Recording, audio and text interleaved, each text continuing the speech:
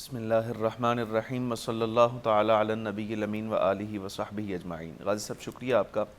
اہل اسلام پر رب العالمین جل و علا کی حکمت کے تحت آزمائش کے ادوار جو ہیں وہ مختلف دور میں آتے رہے ہیں،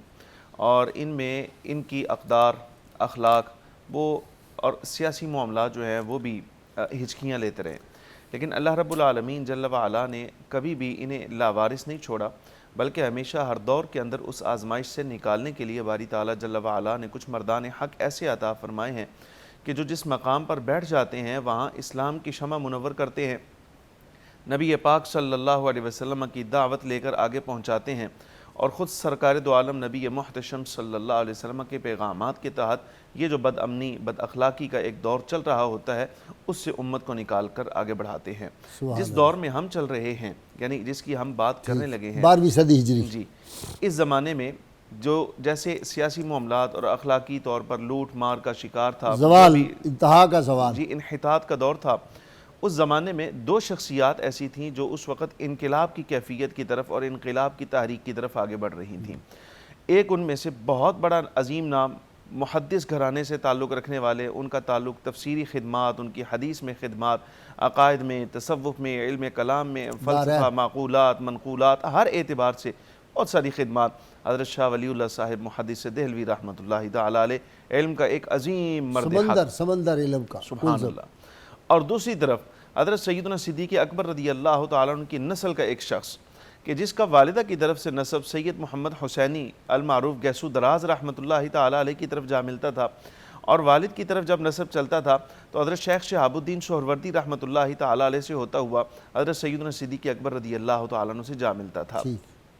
والد چونکہ خود بہت بڑے عالم تھے، اس لیے ساری تربیت انہوں نے اس بیٹے کی خود کی، لیکن اس بیٹے کی طرف تربیت کا کچھ رجحان اس لیے بھی زیادہ تھا کہ ان کے مرشد گرامی حضرت شاہ کلیم اللہ صاحب رحمۃ اللہ تعالیٰ علیہ نے جب یہ بچہ پیدا ہوا تو انہیں بشارت بھی دی، ولادت کے لیے مبارکباد لکھی، اور ساتھ بشارت بھی دی، کہا یہ جو تمہارا بیٹا ہے یہ نرا فخر الدین نہیں ہے جیسے تم نے نام تجویز کیا ہے، وہ تو ہے، اس کی طبیعت میں اللہ بہتر کرے گا، لیکن یہ ساتھ ہی ساتھ اپنی معیار کی وجہ سے، علم میں، عمل میں اور صلاحیات کے اعتبار سے یہ بندہ فخر جہاں ثابت ہوگا۔ واہ،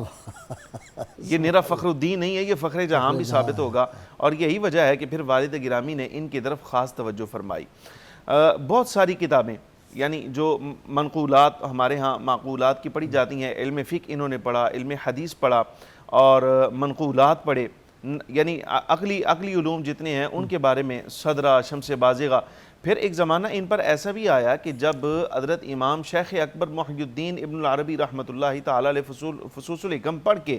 اس کا وحدت الوجود جو نظریہ آپ نے قائم فرمایا تھا شیخ اکبر رحمۃ اللہ علیہ نے، انہوں نے چاہا کہ اس پر کوئی رسالہ لکھ دوں، لیکن ہاتھ اس لیے کھینچ لیا کہ معلوم نہیں ہے بعد کے آنے والے لوگ ذہنی اعتبار سے اس معیار پر پورے اتر سکیں کہ شیخ اکبر رحمۃ اللہ تعالیٰ علیہ ورضی اللہ عنہ کی جو تحقیقات ہیں اس مسئلے کے اندر میری تشریح کے ساتھ اس کو سمجھ سکیں، ایسا نہ ہو کہ مزید زیادہ اس مسئلے میں وہ کہیں گمراہی کا، انتشار کا شکار ہو جائیں،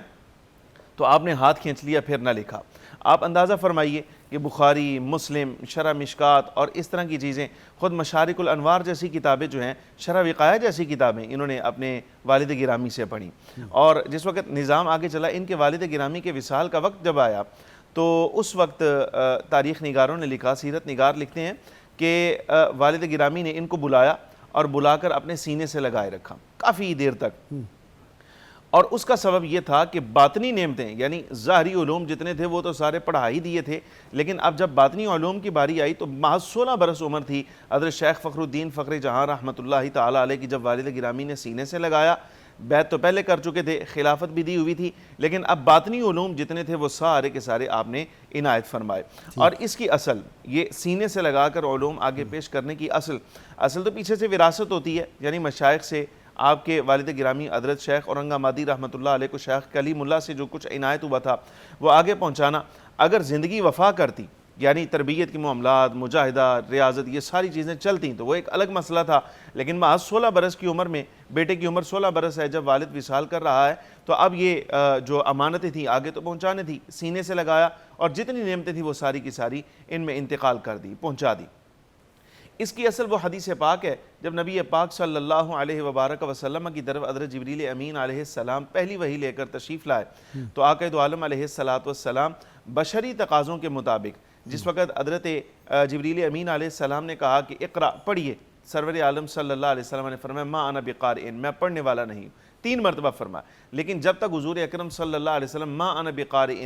بقارئ کا دور کرتے رہے، اس وقت تک حضرت جبریل امین علیہ السلام ازراہ محبت اٹھ کر نبی پاک صلی اللہ علیہ وبارک وسلم کو سینے سے لگاتے اور بھیجتے، معانقہ کرتے رہے. جی معانقہ کرتے اور زور سے کرتے رہے. جی زور سے. اس کی حکمت یہ تھی کہ آقا دو عالم صلی اللہ علیہ وبارک وسلم کی بشریت کا، یعنی اس وقت ظاہری طبیعت اور مزاج کا تقاضا یہ ہے